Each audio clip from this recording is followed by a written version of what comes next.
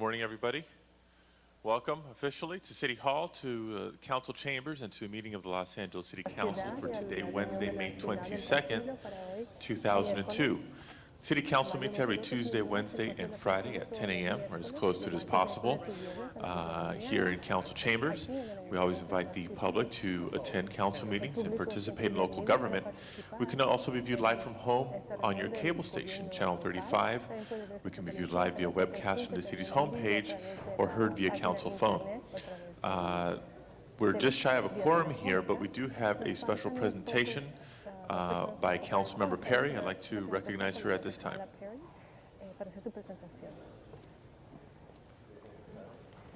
Thank you very much, Mr. President.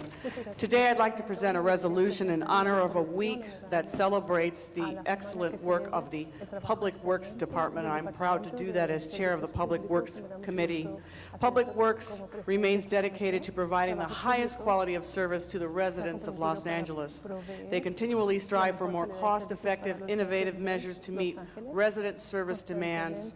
Additionally, they're at the forefront of all of our efforts to disseminate information about how people throughout our city can access free services that they provide. Some of their services include street cleaning and repair, wastewater treatment, sewer maintenance, street lighting, household hazardous waste disposal, used oil recycling, water reclamation, alley closures, and the list goes on and on. The Public Works employees and facilities have gained national recognition for outstanding facility operations and innovative programs in meeting the needs of all the residents of Los Angeles. This continued recognition of excellent service is symbolic of the professional and dedicated men and women who staff the Public Works Department. They're truly committed to maintaining the city in which we all live. It's my great honor today to present this certificate to the President of the Board of Public Works, Valerie Shaw, and this resolution recognizes this week as Public Works Week. Thanks to everyone in the Public Works Department. You're truly everyday heroes who help maintain our health, safety, comfort, and quality of life here in the city of Los Angeles. Congratulations. Salud, nuestro bienestar a todo el pueblo de Los Ángeles. Muchas gracias.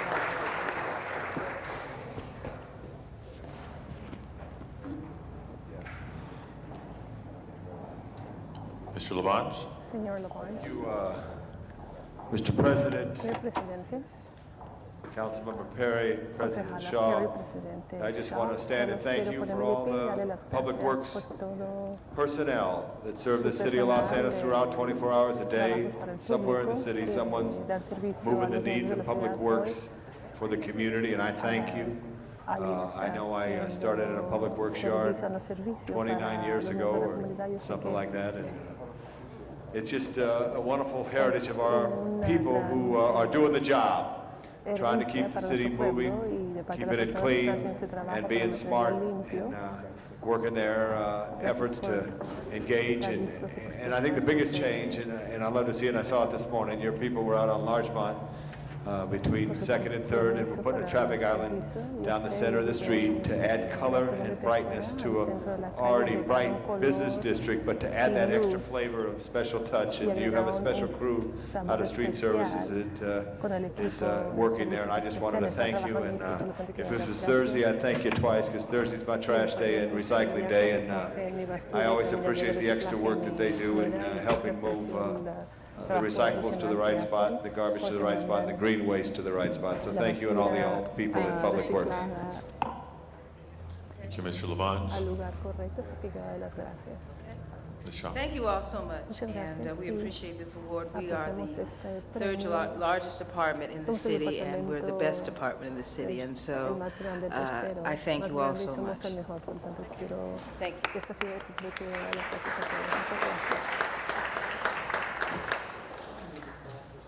Chair recognizes Mr. Pacheco.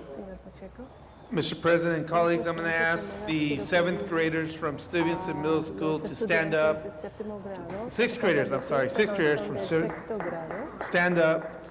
I want to welcome them. This is a middle school in the community of Ball Heights from Council District 14. And they're here with the mayor's docent tours. So we want to thank the mayor and the docent volunteer who's showing them around City Hall. Have fun today, kids. Enjoy your visit to City Hall. Thank you. Thank you, Mr. Pacheco. I believe we have now achieved a quorum. Mr. Clerk, would you please call the roll? Burnson, Glanter, Garcetti, Gruel, Hahn, Holden, Labange, Miskowski, Pacheco, Perry, Reyes, Ridley Thomas, Weiss, Stein, and Padilla. 11 members present and a quorum, Mr. President. Thank you very much. First order of business, please. Approval of the minutes. Ms. Gruel moves, Mr. Pacheco seconds, Commendatory resolutions for approval. Mr. Zine moves, and Mr. Labange seconds. Before starting the regular agenda, item number 2, a request from Council District 3 to note and file that matter. Members request to note and file item number 2.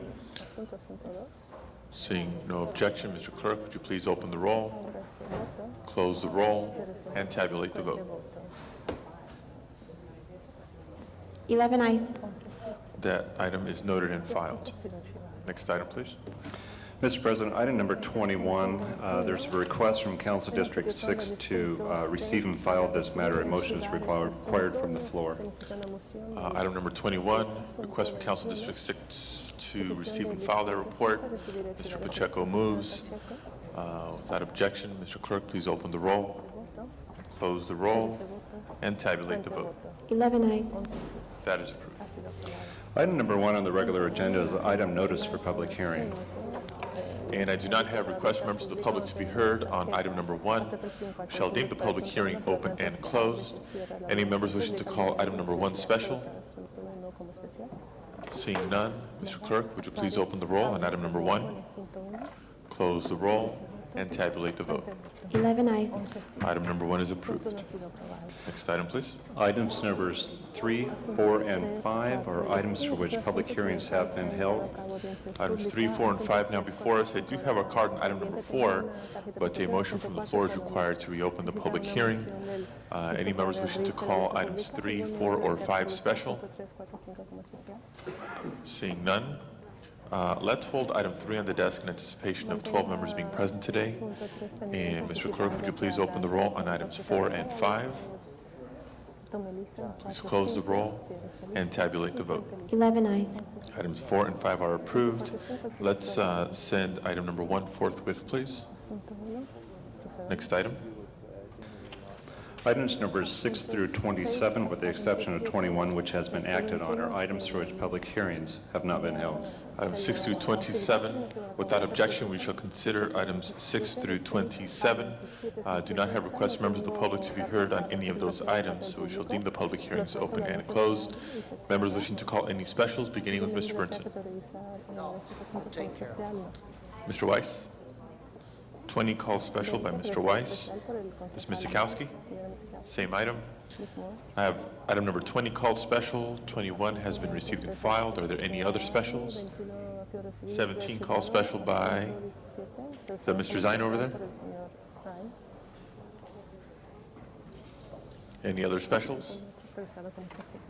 Seeing none, Mr. Clerk, would you please open the roll on the balance of the items? Close the roll and tabulate the vote. 12 eyes. Those items are approved. Next item, please. Item number 3 was called special. No, item 3 is being held. No, we do have We 12 do members have 12 present now. Number 12 being an ordinance, excuse me, item number 3 being an ordinance. Anybody wishing to be heard on item number 3? Seeing none, Mr. Clerk, please open the roll, close the roll, and tabulate the vote. 12 eyes. That is approved. Mr. President, item number 17, called special by Councilmember Zine. Mr. Zine, item 17. Mr. Zine. Thank you, Mr. President. Do we have staff here on this from the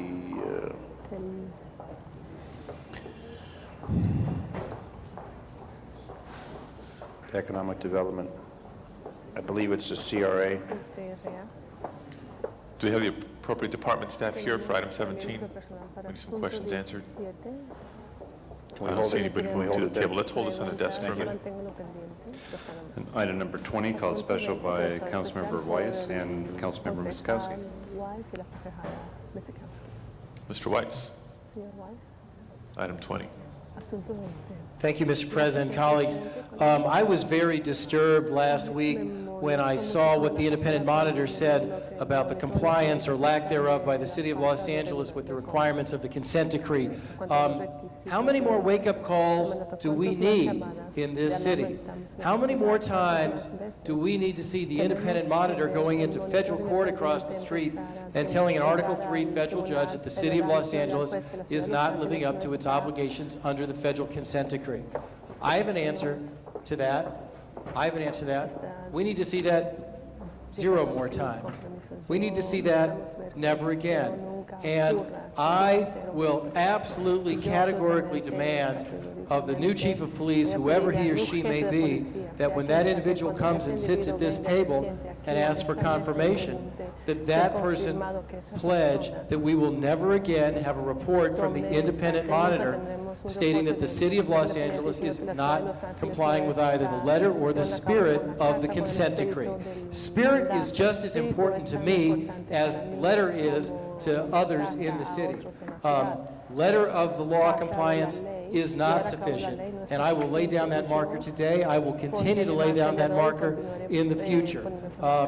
What was reported in the Independent Monitor's report was of great concern to me, and it is of no moment to me that the police department has said that part of the training and outreach program that they were conducting, which led to the monitor criticizing the police department, was something that they had instigated sua sponte, something that had not been required by the consent decree. I don't care. I want each and every officer in the LA Police Department to view compliance with the consent decree as one of his or her top priorities. I want the brass, the command staff to view it as among its highest priorities, and I will not stand for future reports from the Independent Monitor criticizing this city's dragging its feet in letter or spirit compliance with the consent decree. Enough is enough, and we on this city council, we need to hold this department's feet to the fire. Thank you, Mr. President. Thank you, Mr. Weiss. Ms. Misikowski. Thank you, Mr. President. First of all, I'd like to indicate that there is a motion on the desk amending motion 20A, which does move, allowing us, subject to the approval of the mayor and concurrence of the police commission, authorize the execution of a contract with RAND for its professional services to complete an audit of the LAPD training programs with the most expeditious implementation schedule feasible, while ensuring a quality product at the same time, which extends beyond the December 15th date, as detailed above. I think the monitor and the Department of Justice are going to be supportive of this because, as Mr. Weiss has indicated, the monitor essentially found some concern with the training programs, the training process. Mr. Weiss, I just have to say, I think when you've indicated that you would not be able to confirm anyone for police chief who wasn't able to guarantee that there would never be such a report by the Independent Monitor today, would set an impossible standard. Despite everyone's best effort, maximum resource to this effort, there may be failings in the future. We don't like to hear about it. We always have to be improved, but I don't think we live in a perfect world, and clearly I don't think we have a perfect police department. But it's the effort, it's the energy, it's the commitment that counts. Not that the Independent Monitor won't find some things wrong. The Independent Monitor has noted some serious issues. They deal with training, they deal with some timing issues. But let me also read from the Independent Monitor's report.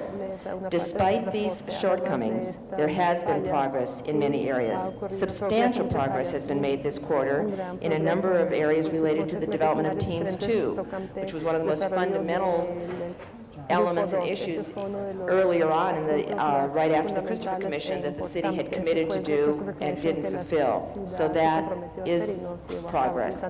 Having said that, there's no question that the Independent Monitor made some very, very pointed and specific recommendations and findings that said we were not in compliance, and there was non-compliance on some issues. That's why we have our working group, that's why we have public safety meeting on this every 2 weeks. We didn't make it this month because of the budget, but we will be moving forward, and I agree with you, we have got to hold everyone to the highest standard possible, but I don't think perfection is a standard. We can ask for it, but I think we've got to be realistic and indicate that we might not always achieve it at every corner. Having said that, I am asking that we approve the committee report and recommendation as with the amending motion 28 to allow the approval to go forward with RAND to help provide its professional expertise to LAPD training programs. And I ask for an aye vote. Thank you, Ms. Miskowski. Has there been a receipt of that amending motion? Has been circulated. Mr. It has been Labange. circulated. Mr. Labange. Cindy, on this report here, is there any time in the future that we should have a briefing in council with all members by the monitor at some point? Would that be benefit? I'm hearing what Councilmember Weiss is saying. I hear with respect what you as the chairperson says, but what would be a benefit to us? And at the same time, communicate out to the people who watch the council. Let me ask Mr. Deaton to respond to that. We have the CLA's office who sort of conducts and chairs our working group. We will be having a report on the independent monitor's report and a response that we are allowed to provide. And I think that would be an appropriate time and place to schedule with the council president a full report on the consent decree, not only where we are today, but what it means, what we are supposed to do, what our deadlines are, what our schedule is, and more than just the paragraphs, the 187 paragraphs of compliance, what it really means, what is the spirit and intent of it, which I think Mr. Weiss is correct. That is probably more important than all the details of the written paragraph compliance. It's really what was the fundamental change that was meant to be accomplished by this, and what did we, the city and the police department, commit to. But Mr. Deaton, you want to answer that? Well, I think that we're ready, I think in the next few days to come back and give you a full report on our view of where, on the independent monitor report and our response to the court. But I don't believe the independent monitor has been reluctant to, he feels he reports to the court. So he believes he does report to the court, doesn't believe he is. So We have any interchange, or I know he reports to the court, but I mean... we can ask him if he'd like to come in. He's been very reluctant to discuss things, and short of his reports to the court in a public forum. But correct me if I'm wrong, we had the same situation at the Hyperion Sewer Treatment Facility years ago with the federal monitor. On that, was there some interplay between the federal monitor and the council as it related to the upgrade that took place? No, I don't if you believe recall? so. Not that I recall. Okay, thank you. Mr. Weiss. Thank you, Mr. President. Just a quibble. The independent monitor, it is incorrect to say the independent monitor feels he reports to the federal court. The independent monitor is a creation, is an appointee of an Article III federal judge. The independent monitor does report to an officer of the United States District Court. To that court and that court alone, the independent monitor does not report to this. The independent monitor does not report to this city council. The independent monitor does not report to this mayor, does not report to this police commission. The independent monitor does not report to the United States Department of Justice. The independent monitor is independent and reports to a lifetime tenured federal judge across the street. The independent monitor will communicate with this body in the manner the independent monitor chooses to do so, and in a manner the independent monitor sees fit. What the monitor has seen fit to do is issue quarterly reports and to have various meetings in which the independent monitor gives people a heads up. But no, the independent monitor doesn't feel that he reports to the federal court. He does, and this city also reports to the federal court, and we all need to understand that. I'm not, that's why I corrected what I said. I'm not fooling with you at all. I was just trying to indicate that the independent monitor has been reluctant to discuss this in a public forum for this independent monitor, and maybe for good reasons. Other members? Mr. Burnson? Obviously, we all want to see compliance. We want to see our department operate in the proper way. However, if you recall, I may have been the lone voice in the wilderness in opposing the consent decree, because you don't realize what you get into when you are involved in consent decree. You literally lose control of that particular department, and we have lost control of it now as a result of that. You may not think so, but believe me, in fact, you have. I'd like to know a little bit more about this contract. What is it going to cost? What are they going to do? What impact is this going to have? Anybody answer those questions? Hold my time, would you please, while getting those answers?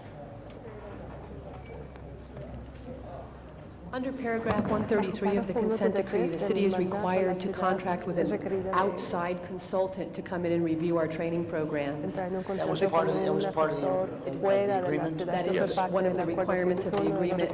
We did a request for proposal process. Rand has been selected. The cost of that contract is currently estimated at around $359,000. And the issue before you today is paragraph 133 of the consent decree requires that study be completed by December 15th.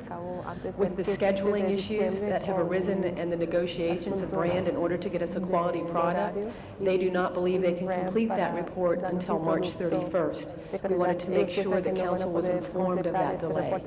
Okay, I appreciate those answers. That clarifies a little bit. My position still has been and continues to be that the result of all this will be diminished public safety because of the constraints that are put on our police officers and the fact that they're going to be afraid to enforce the law. That's what it's really all about. So we've already cast the die, however, when we agreed to the consent decree. Thank you, Mr. Burnson. Mr. Zine. Thank you, Mr. President, colleagues. Was there an RFP on this? Yes. There was. I know that a discussion we had regarding the forms that the officers are completing, the firm that is processing that, there's been problems with that. There's problems with compliance, with the officers completing them accurately, and the supervision to follow up to make sure they're accurate before they're submitted. Are there other pieces of this consent decree, this $40 million consent decree, that we're having problems with, or are the other portions moving smoothly? How widespread are the problems? How far behind schedule are we? And I know that in Public Safety Committee, we hear every couple of weeks progress in this and that, but we've never really seen the full package. And I know that includes a lot of different areas that we haven't heard about in an entire package, but piecemeal packages. And you, I know, are very involved in it, the expert on it from the city of Los Angeles. How widespread are the problems? Or are they isolated problems? Because I know clearly the forms are a serious problem, and lack of compliance is creating more problems for us, but I'd like to know how widespread is the lack of compliance. Before she responds on the entirety, though, on the forms, the difficulty with the forms is the scanning to get the information into a machine-readable form. The error rate by the officers is now at 6%, or less than 6%. What was it before? It was at the high. Previously, on the original forms, when we first started the program, we had an error rate of 37%. We're now down to 4.5. So, when you first implement a system, all of a sudden, for every officer who stops somebody, they have to fill out a form. It is not, it would not be unexpected for me that the error rate would be high at the beginning. But we're now less than 5%. We still have not, we are making progress on being able to scan and get that information into the machine-readable form. That now is our problem. What's the allowable rate? What's the permissible error rate? The requirements of the monitoring criteria has been theoretically set at something like 95% compliance. So a 5% error rate. 5% error rate. We're under that in this instance. They vary in some other areas, but for the most part, I think on the officer side of this, we're doing just fine. We still have some technical problems, and quite, as I explained to the Independent Monitor Department of Justice, that scanning contract and that part of it is my responsibility. I did all that. And what's now being screwed up is my problem, not the police department's. The problem is, the federal court doesn't care if it's your problem. I agree with The you. police department's, it's the city's problem. No question about it, and that's why we're spending a lot of effort to get that fixed. And as I understand, the firm that has it isn't capable of processing unless they receive additional dollars because the load is a lot higher than they thought. Number one. Number two, they bought some new equipment, and actually there's been, I think, considerable progress in that area since even in the last few weeks. And the monitor agrees with that. And what are the areas? I know when I talk about $40 million, that's an incredible expense to the taxpayers, and you think it would be smooth, well, maybe a few bumps in the road, but it wouldn't be a continuing hassle. We see articles in the newspaper, the Federal Monitor, alleging problems here, there, and I just want to know. Well, what we'd like to do is we're going to come back with a report next week and give you an overall view. For the entire? For the entire, and as Councilwoman Miskowski indicated, and we'll have a report on that. But I'd also be concerned about budget, where we are on the budget with that, and how in line are we, or is it going to cost more than what was anticipated, the 40 million? One last comment, just because you're independent doesn't make you right. Well, when you're the federal court, that's been told me by a federal judge, We haven't been they there. are right, whether we want to accept I it or understand, not. but we haven't been there yet. Okay. Thank you, Mr. Zine. Ms. Miskowski? I just wanted to answer Mr. Zine's concern about the budget, that we did set aside a significant amount of money for the consent decree concurrence issues as they were coming up through the last year. We're rolling that over into the next year's budget. So at least on these elements that we are looking at budgeting, budget money was set aside, so we are within budget. But I think the most important thing, as Mr. Labange asked earlier, is to really give an overview. What is the consent decree? Where are we? June 15th, we will have been 1 year in the progress of working under the consent decree guidelines. I think it would be an interesting time to take a 1-year review. What have we done right? Where were our glitches? How can we improve?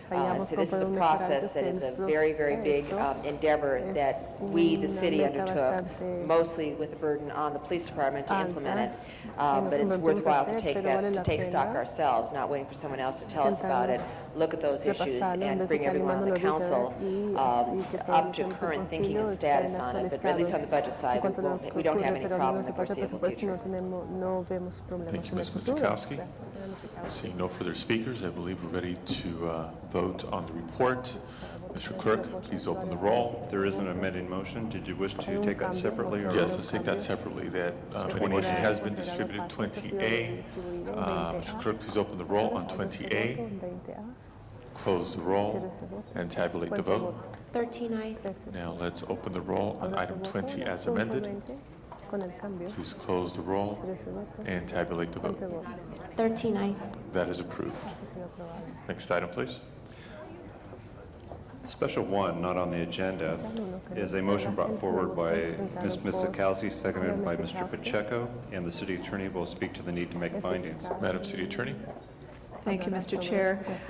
This has to do with the secession issue, and the city is in the process of issuing about approximately $265 million in general obligation bonds for various projects.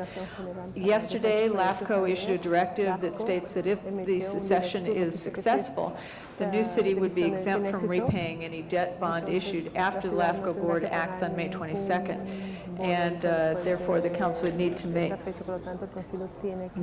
the findings that the need to act arose after the posting of the agenda, and there's an immediate need to act. Thank you very much. Anybody wishing to be heard on the findings?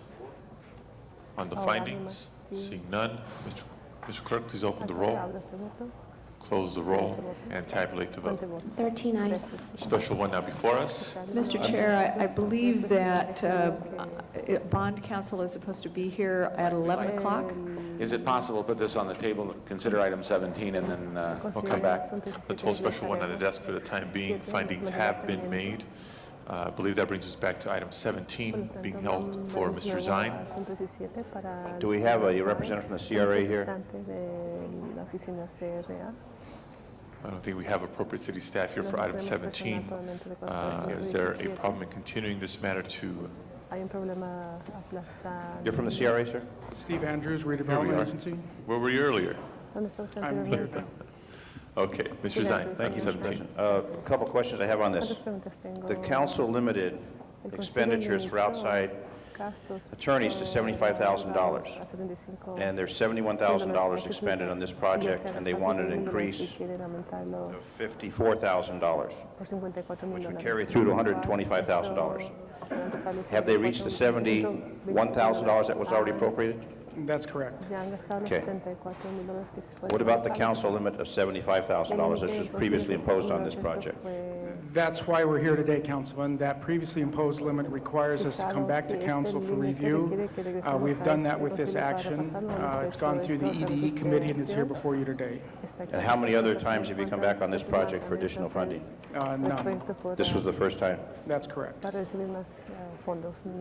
And has there been any adjustment of the bills or corrections on the $71,000 No, with the law firm? Has there been the auditing of that? we manage those bills in our normal fashion. We've made no adjustments to date.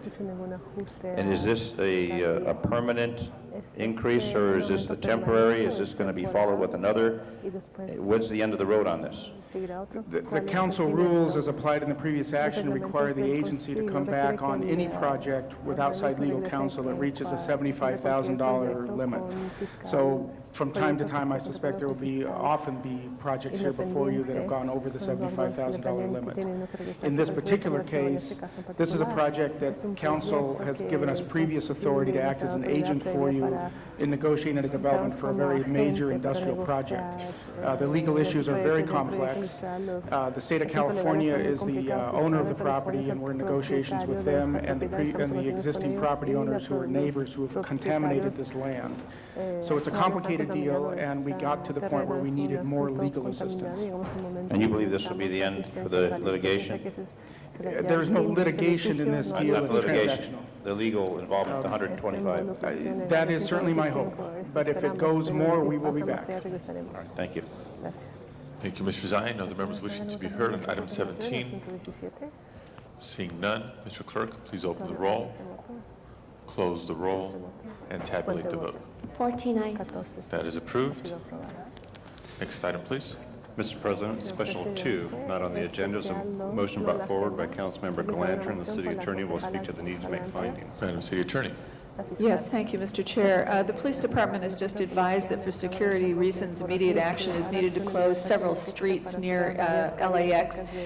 And the police department feels that based on new information relative to threats and the anticipation of Memorial Day weekend, they would like to have these closed because of the security threat.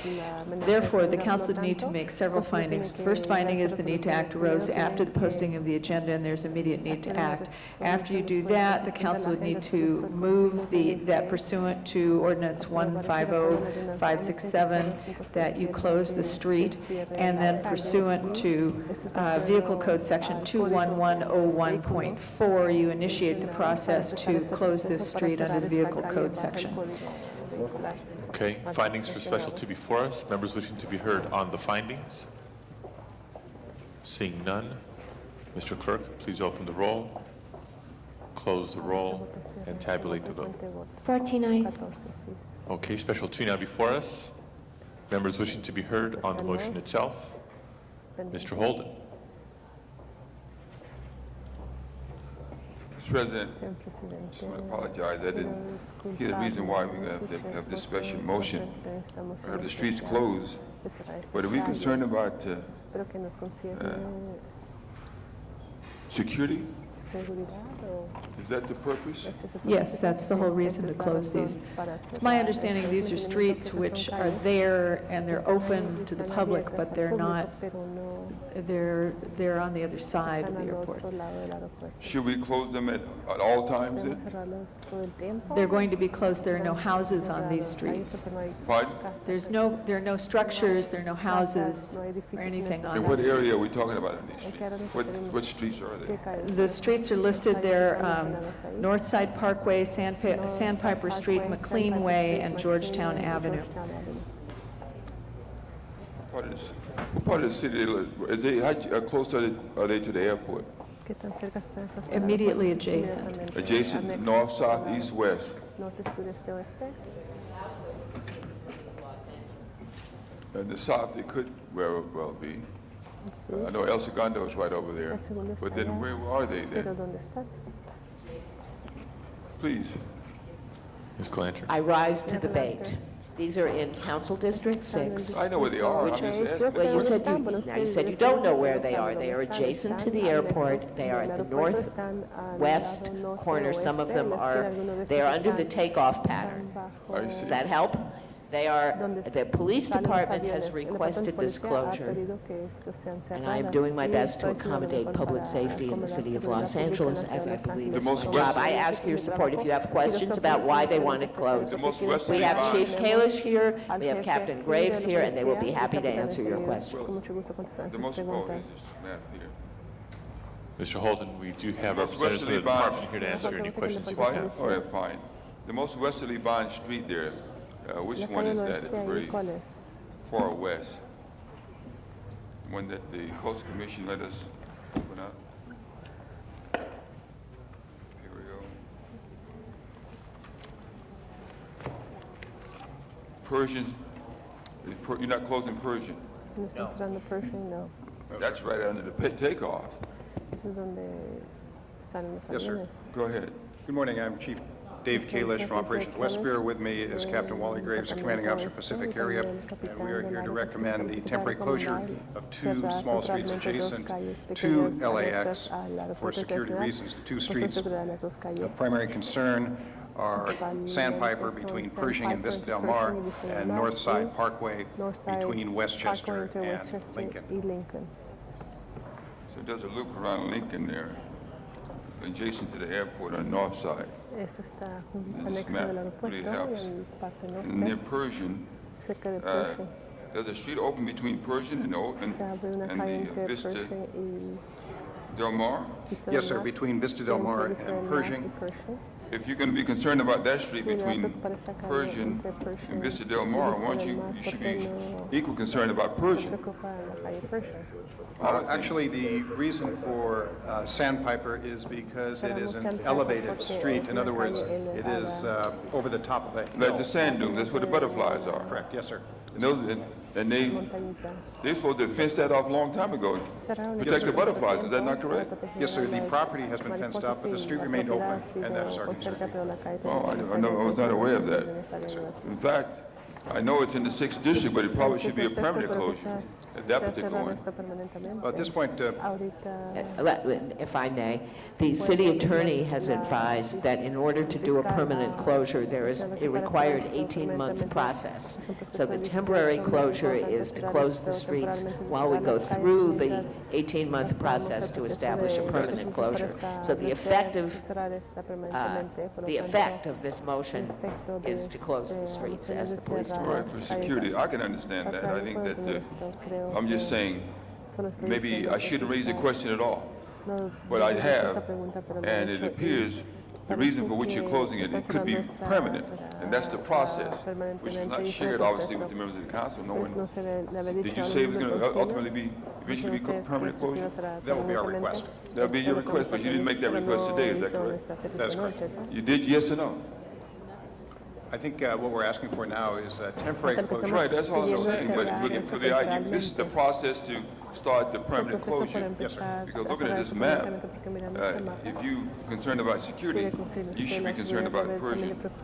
But since you're not concerned about Persian, and probably you have some observation there on a continuous basis, and you should, then of course, this is, you should shut down this street. Thank you, Mr. And it's Holden. not that someone is picking on the 6th district. Mr. Labange? Mr. President, members of council, I support this.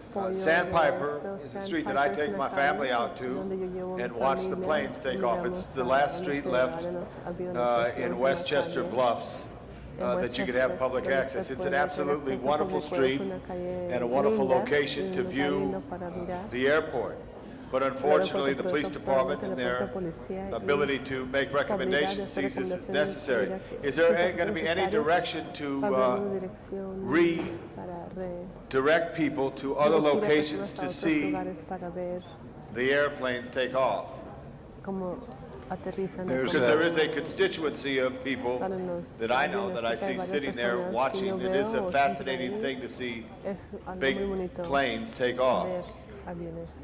There is no specific provisions to advise people where they can go, because that is our concern, is the fact of the visibility and the heightened elevation at that location. So that is our reason for doing that. We've not incorporated any direction for locations where people... I just like to ask, because this is the unfortunate thing about terrorism and the unfortunate thing about crime and violence and anything that affects us, that it then takes away from what was once an opportunity for people to see and view planes. My son is fascinated when we sit out there and we see these 747s come west, but I can understand exactly what you're saying. But as Mr. Holden mentioned Pershing Square, or if you look at Dockweiler Beach or all these other challenges, I would just like to request the police department to work with the Los Angeles Airport and any other entity it is to direct people properly. One of the tragedies that we're experiencing in our society now is we'll see more and more streets closed, more and more access closed. What once was a simple bluff to sit on and watch planes is now a restricted area. And it will be taken away from people who are good citizens who care and just want to view the operation, which is fascinating. So could you look into that? I do know there's a location in El Segundo, and if we have good relations with El Segundo, I would like that there are signs be posted that airport viewing is off of Imperial and El Segundo, but this is one of the tragedies among all the tragedies that take place in this particular area. Thank you very much. Will you do that? Yes, sir. Thank you very much. Ms. Galanter. Ms. Galanter passes. Mr. Zine. I just have one question, Chief. The LAX, I know LAPD is stationed there along with the LAX police. The LAX police on board for this also? Yes, sir. I spoke to the chief this morning, and he concurs with this recommendation, as do all of the relevant agencies, fire department, Department of Transportation, et cetera. You've done all your homework? Yes, sir. Okay. Thank you, Mr. Zine. Other members? Seeing none. Mr. Clerk, please open the roll on Special 2. Please close the roll and tabulate the vote. 15 ayes. Forthwith, please. Next item. Mr. President, Special 1 is being held on the desk. Do you wish to take public comment at this time? Or are we ready for Special 1? Appropriate staff here? Okay, let's take Special 1 next. Special 1 findings have been made. Chair recognizes Ms. Miskowski on the motion. Thank you, Mr. President.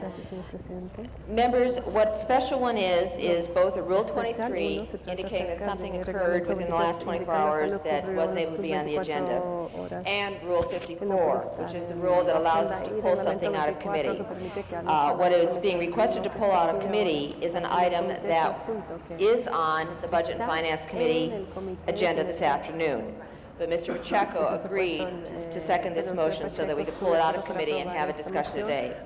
What that item is that we pulled out of committee is this report. It's the 2002 General Obligation Bond issuance for zoo facilities, fire facilities, animal shelter facilities, and citywide security bond programs. In other words, Proposition F and Proposition Q. Those propositions which have been adopted in the last few years to build public safety facilities throughout the city, and in particular, specifically, a number of the projects, fire stations and police stations in the San Fernando Valley. Yesterday, less than 24 hours ago, we got the final report from LAFCO with terms and conditions. That report says that as this is on the LAFCO agenda today, if LAFCO adopts it today, the terms and conditions would potentially place in jeopardy our ability to issue these bonds, to build the West Valley Police Station, to build the Arleta, Sun Valley, Studio City, Encino, Woodland Hills, Northridge, and North Hollywood fire stations.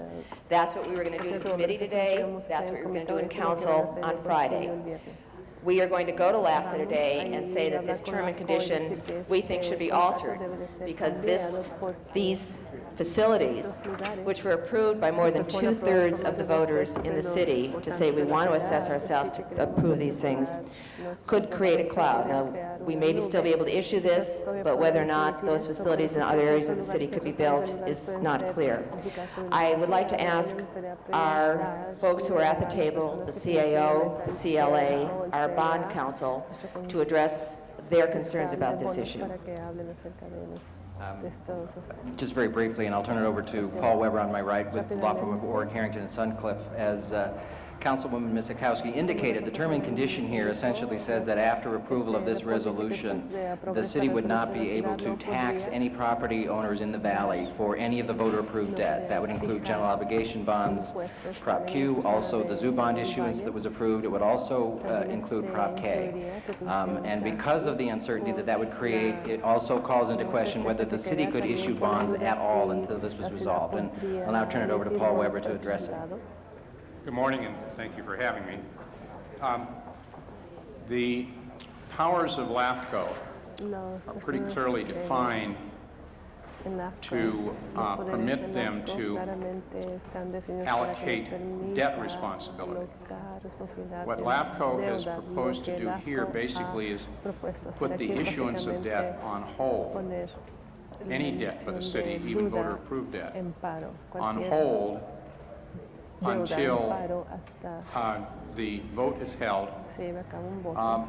So you would be precluded from even trying to sort of create a pro forma city, that is to say a city as it would look if the vote was approved, and issue bonds, because what the voters approved was a geo bond issue for the entire current city with its current geographic boundaries. I don't believe LAFCO is empowered to do that. I believe you could issue bonds now, and that the bonds that were issued could carry with it a levy on all the property within the city, which is what the voters approved. You may, however, be forced to validate that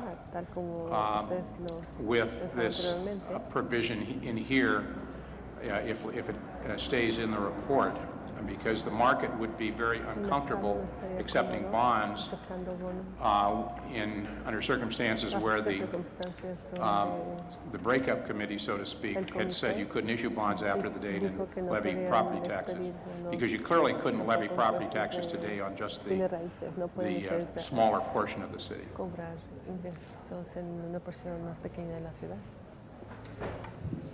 Okay, I think this has brought a concern. Members of the council, I think most of us, all of us, are committed to hold our commitment to the voters. Many of us campaigned, particularly recently, on Prop Q and then the year before on Proposition F. We committed to the voters that with the passages of these bonds, we were going to build specific projects. Although we're concentrating on the Valley today because the Valley discussion and decision is on the agenda at 1 o'clock. We have in the harbor a police station that was required and is to be built and committed to be built under this proposition that could be placed in the same degree of jeopardy. And what I'm doing today is bringing this forward because if LAFCO acts today, it could put a cloud on the issuance of this debt. We want to do what we told the voters of the city we're going to do. We have already been working. The city engineer and our agencies have been front-loading some of these projects. West Valley Police Station is the #1 station able to be built in the valley because we have the land, we have a commitment there, we had incredible support from the Community Police Advisory Board there out during the campaign to say this was important, even in the light of everything else that was going on. We want to hold to our commitment to the voters of this city throughout the city, but this has put a cloud on it that we must discuss today with LAFCO. I want to bring it to your attention and have further discussion in the council today to see what our alternatives are, because we don't want to not fulfill our obligation and do what we said to the voters and what the voters supported doing throughout the city as they looked at fire stations that needed replacement, as they looked at the bomb squad facility that needs to be built in the valley is they looked at the air operations system in the valley, which was part of Proposition F that is included in this bond. We have a serious issue right now that we have to deal with, and LAFCO has got to pull us out from under this cloud. Thank you, Ms. Misikowski. Thank you very much. Before we proceed with further speakers, I do have Mr. Holden, Mr. Burnson, Mr. Weiss, Mr. Zine, and now Ms. Hahn on the queue. Members, there's 3 sections to this motion. One was to make the findings and consider this as Rule 23. The second segment is to exercise Rule 54 and actually extract this item from committee. So let's take a vote on extracting it from committee and placing it before the council, and then continue the policy discussion. Mr. Clerk, please open the roll, close the roll, and tabulate the vote. 15 ayes. And for everyone watching at home, you just witnessed a Rule 54. Mr. Holden. The motion that we just withdrew from committee, is that contained primarily in Special 1? All right, so it's saying that we should seek outside counsel general bond obligation for the purposes of giving a status report on general bond obligations scheduled for sale on July 24th. Is that correct? And the reason why you want that information is you want to know whether or not we have to comply with the measures that was put on the ballot, which everybody in the city voted for against, or not. Is that correct? Is that what you're trying to find out? And this bond specialist will tell us that. Is that correct? Mr. Weber is here and just gave his report as to what this issue is about. So well, if you hold my time, Mr. Weber, would you just tell us what we are asked to do today and why? Well, looking at the motion, Council Member, you're being asked to do a number of things.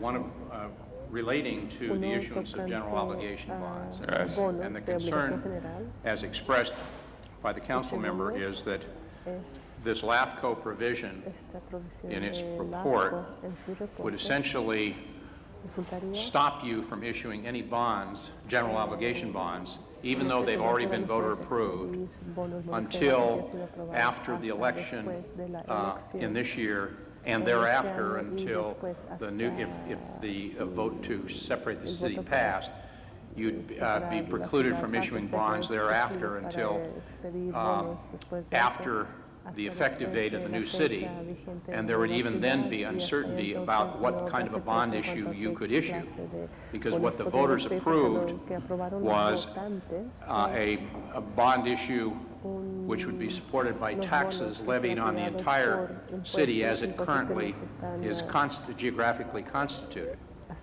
And if the bonds are not issued, if the bonds are issued today in the face of this prohibition, without a validation action in the market, I don't believe would accept them, because the market would be unsure as to what the tax base for the bonds are going to be in light of this prohibition. So if the prohibition passes, you're going to be faced, I think, with a very difficult time in trying to issue bonds, regardless of what bond counsel says, because you're going to have to explain in the disclosure document what the issue is, and the market, frankly, will find this to be unsettling. And at best, you can hope for a very high interest rate. At worst, there'd be no acceptance. So I think your explanation is very clear to me, which means we don't need a bond counsel. This motion should not request a bond counsel to pay a bond counsel to tell us what we already know. And that is, you can't do anything at all, according to what LAFCO has said, unless you go to court and get a court order directing LAFCO or the new city or whomever thereafter to say we shall be able to sell those bonds, number one. And number two, provide construction for the Valley new city as well as the old. But the new city is going to say no and would join as a friend of the court against whatever action that we take in the city that's remaining. I mean, we just don't need a bond counsel. We already know what LAFCO has told us. Unless and until you can go to LAFCO and ask LAFCO to say, all right, we can separate the question, separate what portion. Councilman, this motion does not authorize paying a bond, counsel. What we're doing what this motion instructs. You're getting the report now, so technically what's before you is this discussion, and to bring before your attention that unless these terms and conditions change, the authorization to move forward and approve the bond documents for the issuance that it was in Budget and Finance Committee and was now brought here under Rule 54, unless these terms and conditions change this afternoon in LAFCO, we will not be able to move forward and issue those bonds. So that's the report, so everything is frozen in place. And it's not likely that LAFCO is going to change on that. You could request, however, of LAFCO, I believe, to give you some latitude on this question, hold the question open, and permit the city, should you have separation, to move as if you have a proportionate share of those facilities that will be constructed in the city of Los Angeles, and let this new city issue their own bonds and have a proportionate share for those facilities that were to be constructed in their portion of the city, the new city. You can make the request of LAFCO, and its chances are they might be amenable to something like that. But to say to take it off the table altogether, that's not likely to occur. So with the information that you may be able to go there and make a plea. In fact, I plan to go over there, and I'm not a spokesperson for the council, but certainly it's an unfair imposition on those voters in the remaining city who voted for or in favor of the bond measures. They should be permitted to go forward with their proportionate share to construct police fire stations that we need here in our city and not be restrained from doing that. That kind of a modified motion before LAFCO may be something they would consider with the right kind of plea made to them. Thank you, Mr. President. Thank you, Mr. Holden. Mr. Burns? Yes, members of the council, this is, I don't know why this motion came in today, Cindy. I can only assume that it's contrived to try to create some confusion. There's no reason. The people of the Valley voted for these things as well as everybody else. They want the facilities in the Valley. The people in Los Angeles want the facilities in Los Angeles. It's a very simple thing. All LAFCO has to do, and I'm sure it can be accomplished, is to prorate the various projects. Those that are in the Valley, the bonds will be for that issue. Those that are in the city will be for the responsibility of the city.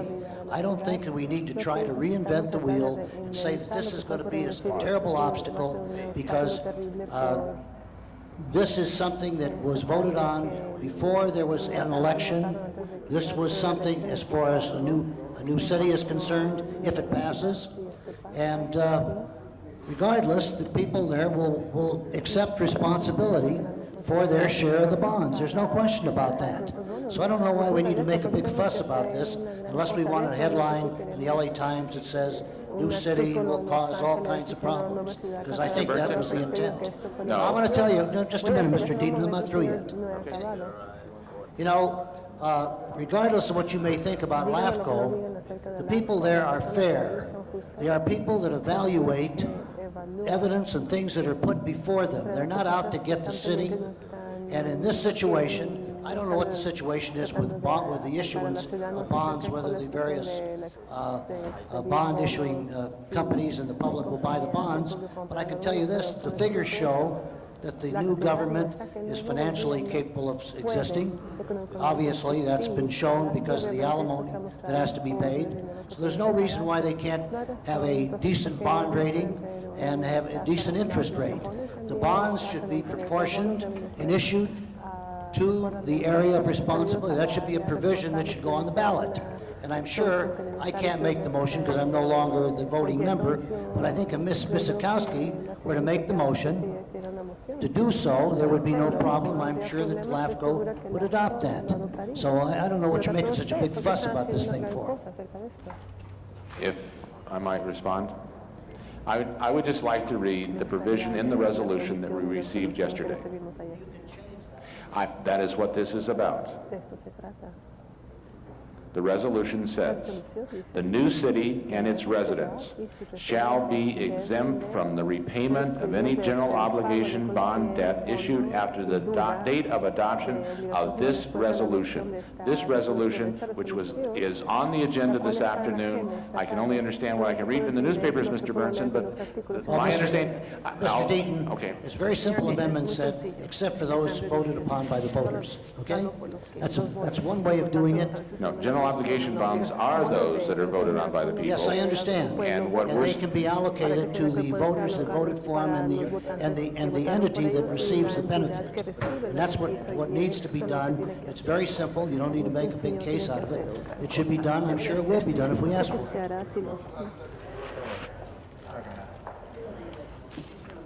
Mr. Weiss.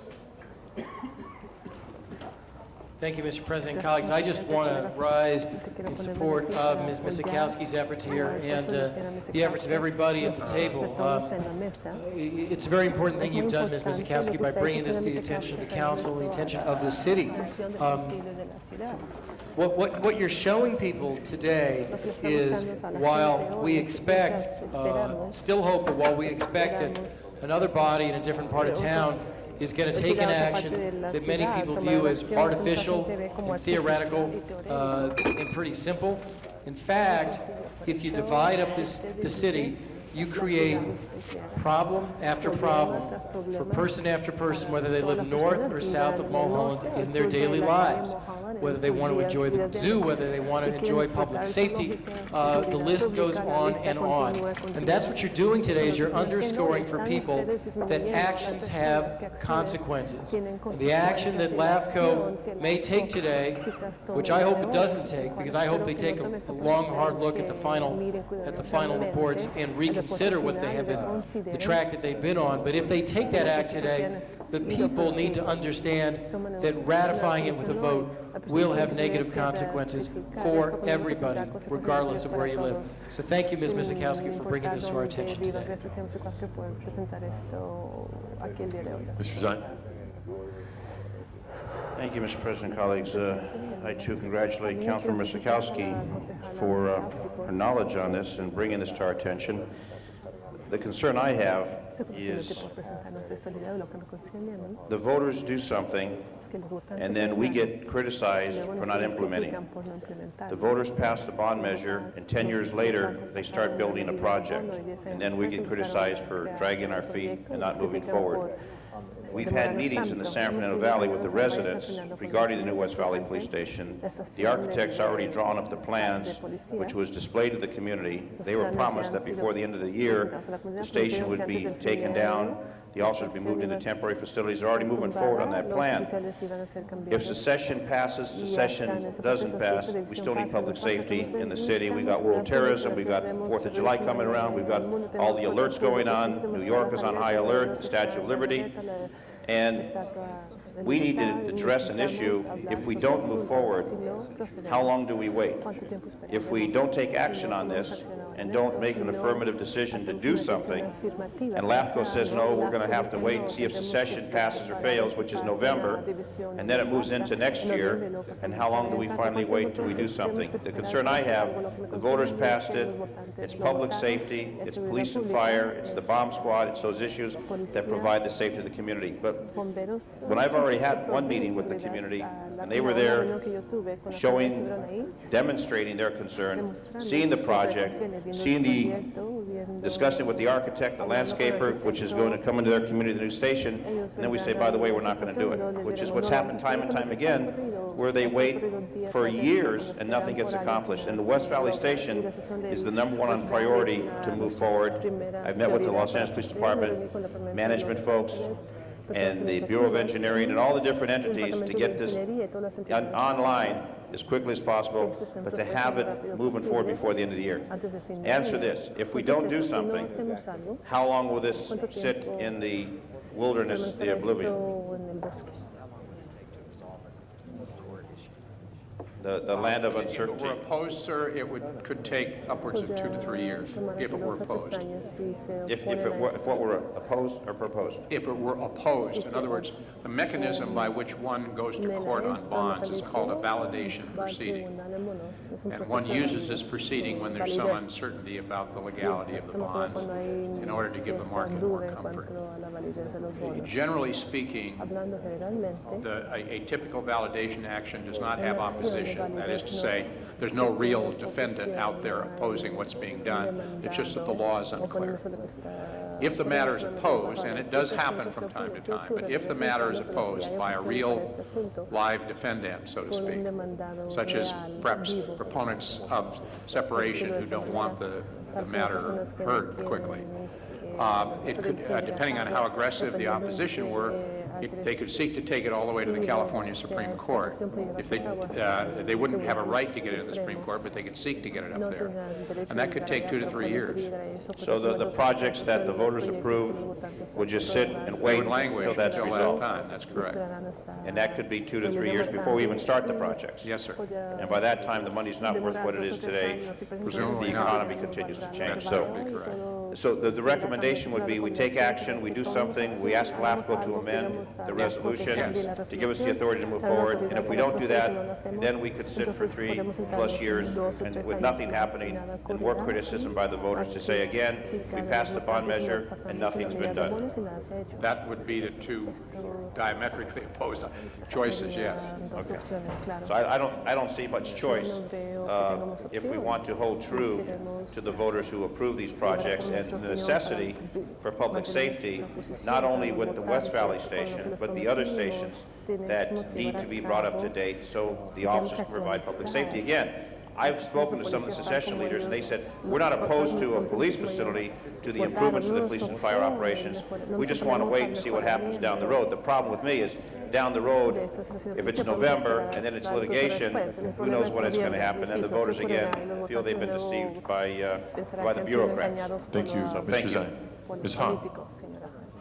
Thank you, Mr. President, colleagues. Thank you, Cindy, for continually, unlike the other LAFCO commissioners, thank you for continually paying attention to the city of Los Angeles as we are today and as we might be in the future. And what we're making all the fuss about, Mr. Bernstein, is in fact the city of Los Angeles, every time a report comes out, is being harmed by secession. And with all due respect, those commissioners are not being fair. Those commissioners are not just analyzing this data in a fair, objective way. These commissioners are doing everything in their power to create new cities and leave Los Angeles in a lurch, in harm's way. They're affecting everything from our ability to provide basic city services to they're harming our bond rating and harming our image on Wall Street. And frankly, Mr. Bernstein, when one of the LAFCO commissioners talks to me in a tone and reminds me of the Boston Tea Party, I know that that commissioner is not being fair, is not being just, and is not looking at this objectively. Let's remember, LAFCO, up until this point, has done things like move a few blocks in a lighting district from one city to the next, work with geocodes, work with things that didn't exactly have the kind of impact on people's lives as this is going to have.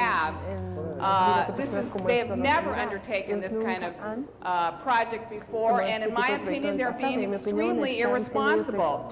And while we're talking about the Valley today, I'm very concerned because in my area, and I'm assuming the resolution, if it came down with the harbor secession being on the ballot, that it would also include that territory. And as you mentioned, we're planning to build a brand new police station. We're in negotiation right now for property for the police station and for the animal shelter. We're thinking about going into escrow for those projects. This puts that in extreme jeopardy.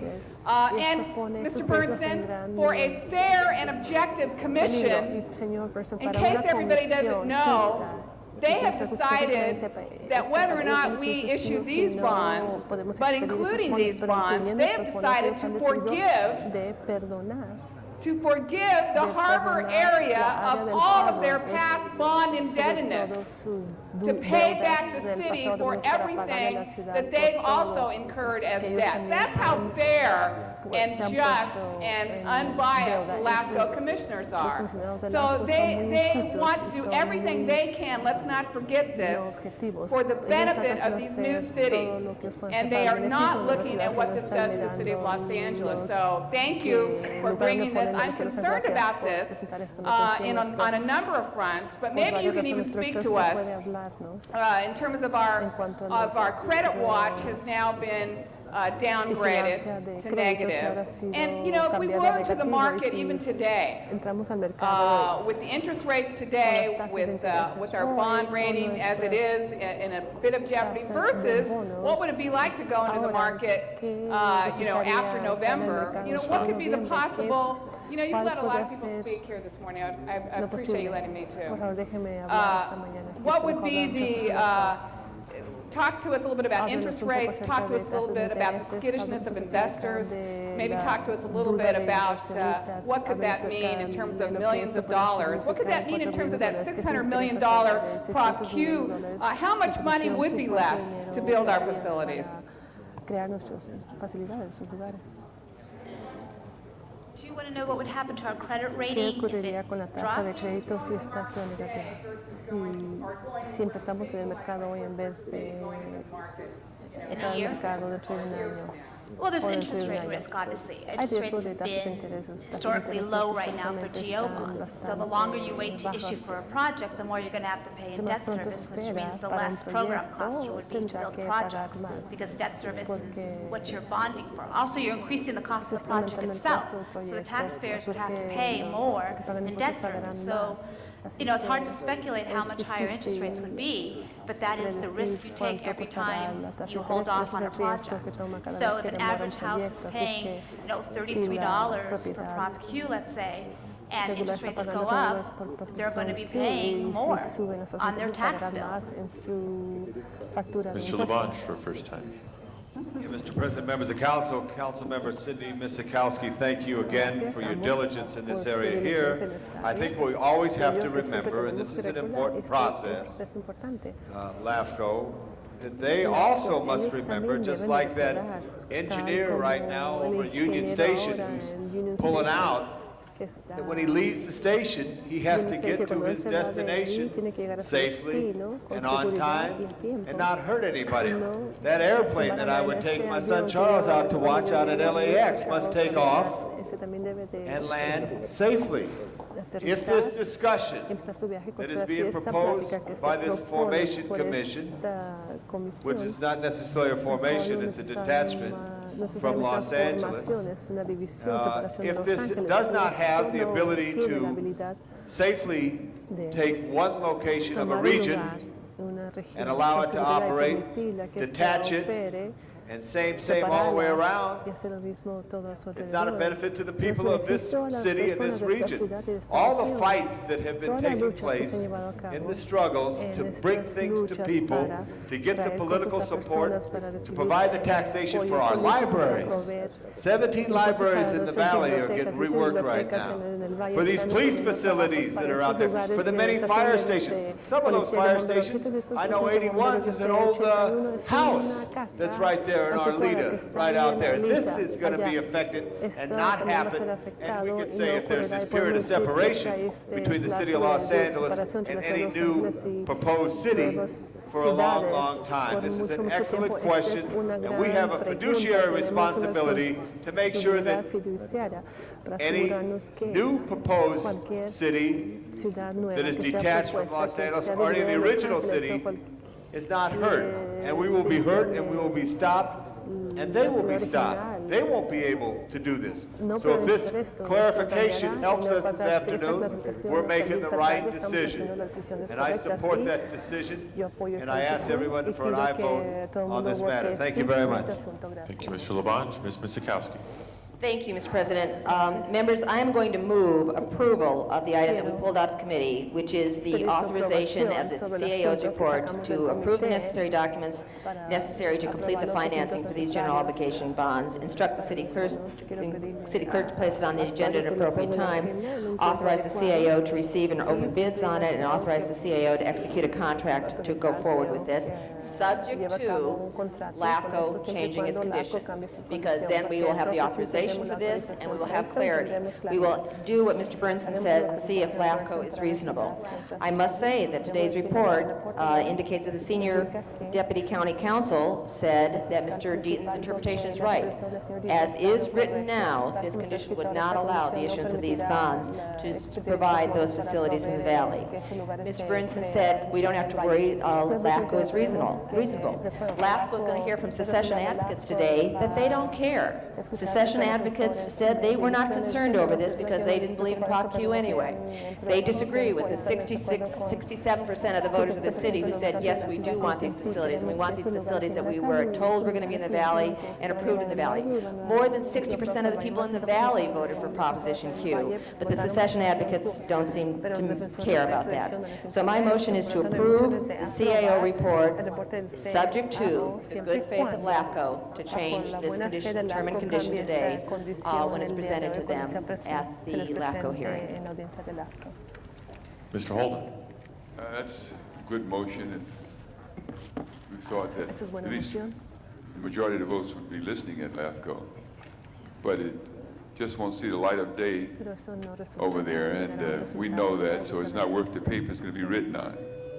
I think you have to develop a strategy.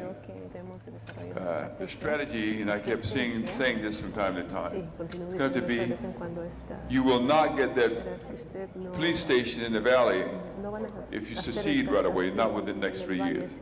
That's the reason why you should be voting against secession. You should be listing all the reasons why. It won't work for the valley and it won't work for the inner city. But instead of doing that, you're trying to fix a problem, which you consider to be a problem, that you can't fix. This train, as Mr. Ferraro used to say, is moving. If you don't get out of the way, it's going to roll over you. Now, we're going to lose some friends, unfortunately, if the valley should secede. When they grew, it would break my heart, really, truly. The valley people should know that you care about the entire city, and that that's the tragedy of what's before us today. It's the tragedy of what will happen if the valley should secede. Because we've had people like you and others who work for the entire city. You take your oath of office for that purpose, and yet you do a good job in your respective districts. That is, for me, very painful. But nevertheless, that's what the people are going to do. And as we take these actions from day to day, they're going to view it as belly aching, complaining, and they want to punish you more. They'll dig their heels into the sand, and they're going to fight you all the way, every step. And you're saying, yes, let's adopt this motion and expect LAFCO to come up with an amendment. You're not requesting the right amendment. And that's what I suggested before, is that you should ask LAFCO, should this measure pass in November, that they should put it in writing, that we be giving an authorization to issue bonds as it relates to our proportionate share, so we can build our stations and they can build theirs. We can do what we need to do and they should do theirs. That is not the motion before us. That is not what you put. Condition, which is a condition in writing that would have to be specified, changing the language that Mr. Deaton read to do what you just indicated. That's what my motion is. Well, he didn't say that, and I didn't hear that before. So you talk about proportionate share in the event that the valley should vote to secede. That would then enable us not wait 3 years, but post haste to issue bonds for the purpose of doing what we want to do in the city of Los Angeles. I think it might get some friendly ears over there on that one. But other than that, because those police stations, public safety, I think that's supported. You have unanimous support in that. So if that's your motion, the spirit and intent, she went over 1 minute. If that's your spirit and intent of your motion, then of course I support that. With that amendment. Ms. Gruhl. I have have a quick question of the lawyers. I mean, for me, and maybe this is just common sense, if we voted, and the city voted to have a bond measure and to be taxed to build those facilities, so many of which are in my council district and are expected, my constituents are expecting them to be built. If they voted on that, I don't understand how LAFCO can take that authority away from us legally, because the voters actually voted. Unless what they're saying to the voters when they go in November, that this is everything that you've ever voted on that was related to this is now moot if it is in our secession document. And so I'd like to, understand that, because I do believe that when the voters voted for it, they understood that they would be paying for these in the future to be built in their communities, whether they are a separate city or part of the city of Los Angeles. To answer your question, I don't believe LAFCO has the power to basically put your bond issues on hold until the election.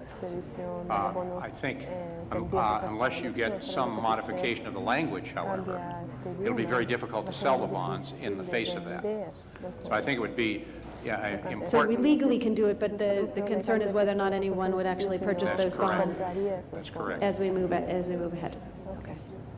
Thank you for that clarification, because I would assume in the, that their council, that the county council would be explaining that to them as well, that the residents of the city of Los Angeles that currently stands voted to do this, that you can't take that right away. And I'm hoping that discussion occurs today, Ms. Misikowski and LAFCO, about what this would mean to Valley residents and the delays in having any facilities in the San Fernando Valley. Fire stations, police stations, libraries, rec and parks facilities, that they understand the ramifications of what they're doing. Mr. Brinson? Yes, I did second your motion as amended, Cindy. I think it's good that you brought it to our attention, because there was a language question, as Mr. Deaton pointed out, and making it contingent upon the change is the appropriate action to take. So, and I will say this, I think the people of the city, I'm talking about the entire city, the Valley and the rest of the city, the Harbor, Hollywood, voted for these bond issues because they want these facilities. And I believe that they will still want them no matter what happens. And there's no guarantee, by the way, that anything is going to happen. We'll see. As far as the unfairness or whatever you say about LAFCO, I can tell you that I've served on that board for many, many years. And I found the people to be fair. Now, you may disagree with them because it may not suit the city's interests, or some of us. And by the way, some of you are not the only ones to be displaced if this passes. My district will also be displaced, so just so you understand that. But nonetheless, I'm sure that, I'm reasonably sure that LAFCO will make that amendment. I hope so. If not, it will certainly temper a lot of people's judgment on how they may vote on this, because I think a lot of people really want this police facility in the Valley, want the improvements they voted for, and they're willing to pay for them. And there is a way to separate it out. There is a way to satisfy the critics, the bond councils, the companies that issue the bonds, and I think that, we all have to realize whether we like it or not, and many of us don't want to be put in this position, but the voters have petitioned, and under state law, we're faced with an election. If LAFCO makes the decision that it's an appropriate thing, and we're going to have to wait and see what happens, but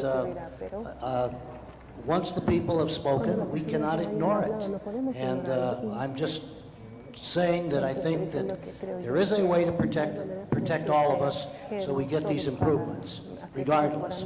And we'll just have to wait and see what else happens. So, Cindy, you did the right thing in bringing it in.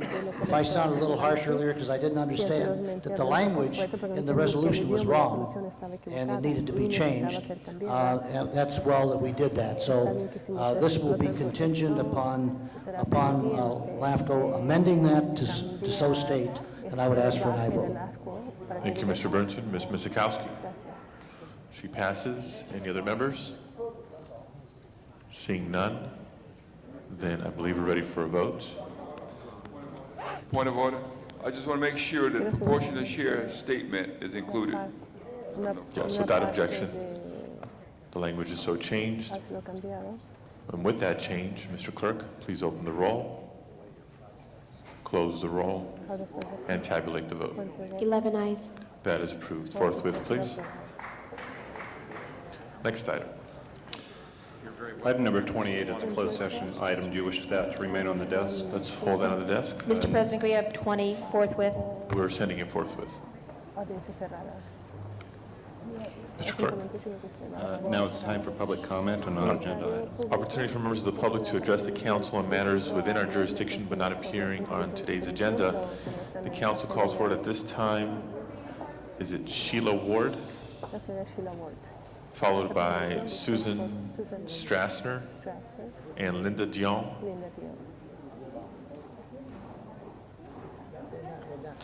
Okay, please come forward.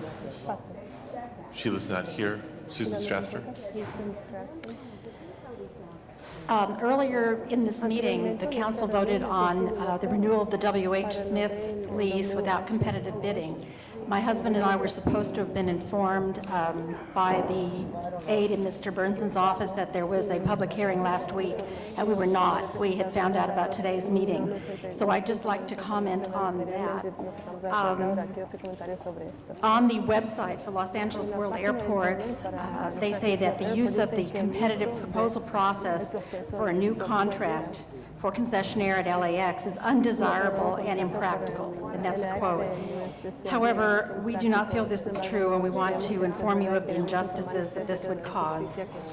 Several years ago, my husband, Dr. Martin Strassner, invented an innovative travel pillow for airplanes. The product has been successfully sold in small shops and on QVC television. W.H. Smith owns the master lease for all retail stores that would sell such a product at LAX. W.H. Smith has stated that they only purchase accessory travel products under which the category of this invention would be included from one national vendor, and that they have a, quote, buying agreement, unquote, with this vendor. We have appeared several times before the LA World Airport Commission to inform them about the exclusion of local products such as ours that this policy by W.H. Smith generates. We have a letter in our possession from John Driscoll, former executive director, who stated, quote, "We strongly agree that LA-based companies should be afforded opportunities to conduct business at the airport," unquote. Clearly, this statement has no effect if W.H. Smith is permitted to carry out an exclusive policy of vendor selection. In January of 1999, Dr. Strassner attended a meeting for retail opportunities at LAX. At this meeting, a future schedule for the leasing process involving W.H. Smith were discussed. During summer 2001, RFP were to be released, with contracts becoming effective in June 2002. 2 years ago, instead of this happening, the W.H. Smith lease was again renewed without competitive bidding. The same automatic renewal process without competitive bidding recently took place at LAX for the food contract with HMS Host Corporation.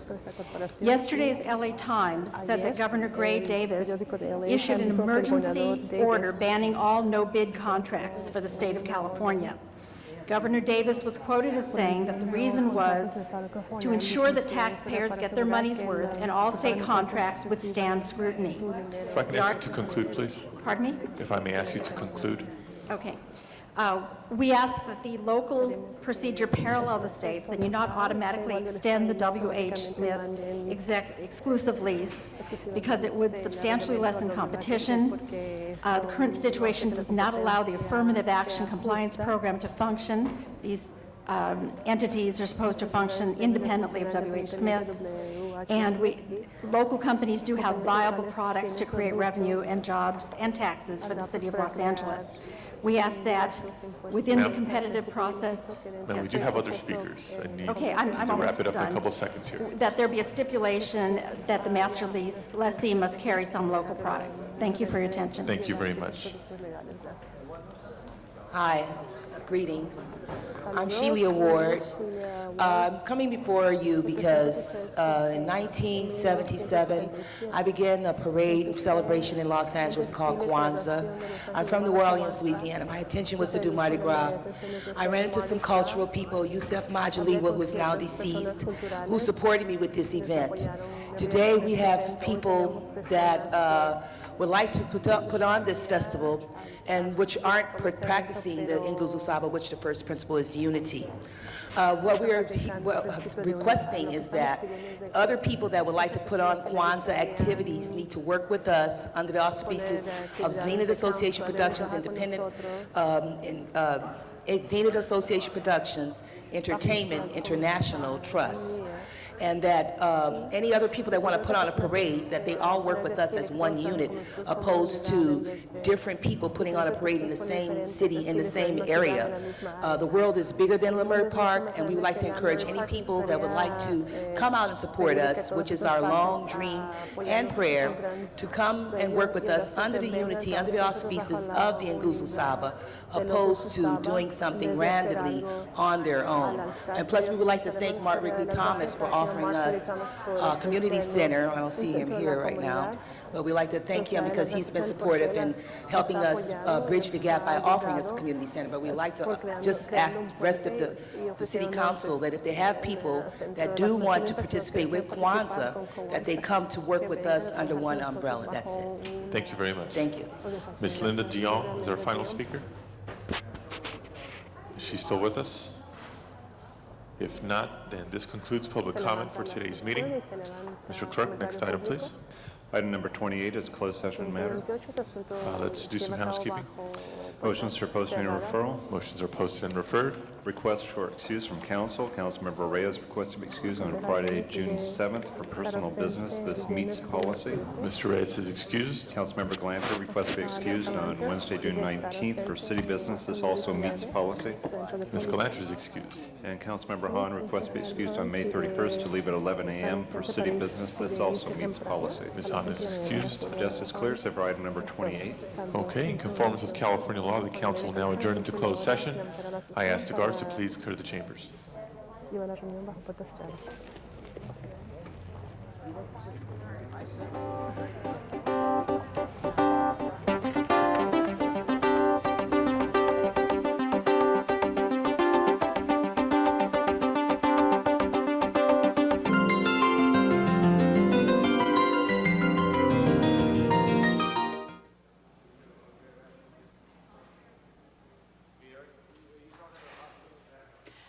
All right, Mr. Clerk, what is before us? Item number 28B, there's a motion on the desk to adopt the recommendation of the city attorney to settle case in the amount of $375,000. That matter is before us.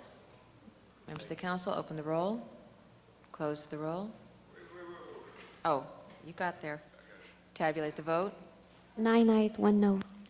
That matter is approved. The desk is clear. Forthwith on that item. There was only one we had to vote on. The others were all discussion. Okay, the desk is clear. Are there any adjourning motions or announcements? Yeah, one announcement. One announcement, Mr. No, it's all right. Bonge? No announcement. Any adjourning motions? Okay, we do have some announcements. Sorry, my bad. Garcia. The Economic Development and Employment Committee will be meeting at 1 o'clock. I know Councilmember Perry knows that, but Councilmember Pacheco as well. At 1 o'clock, we'll be having a special meeting of the ED Committee. Thanks. Chair recognizes Ms. Hahn for an announcement. Thank you, Madam Chair. I just wanted to say that this morning before I came to City Council, I participated in the 9th annual observance of National Merchant Mariner Observance Day, which is held every year on May 22nd. And of course, our merchant mariners were those who actually have served our country since the American Revolution, but many times get neglected.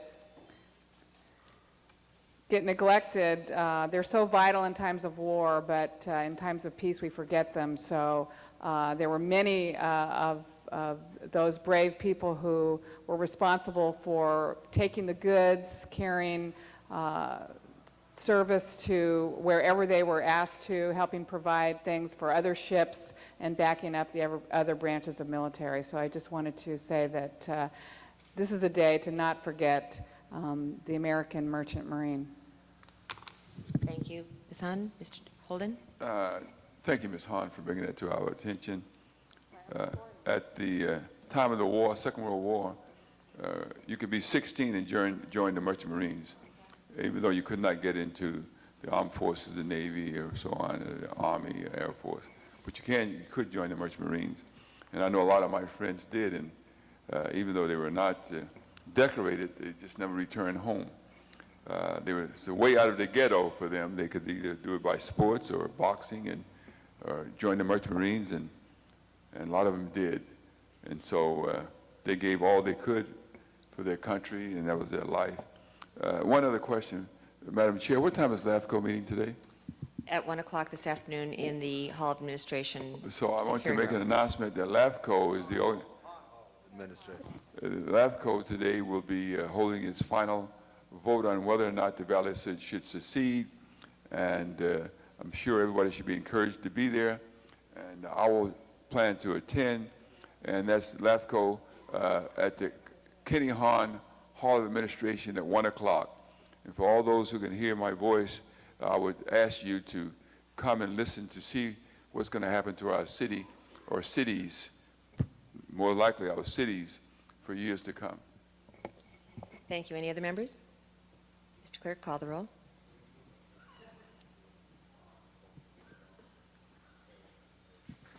Thank you. We are adjourned.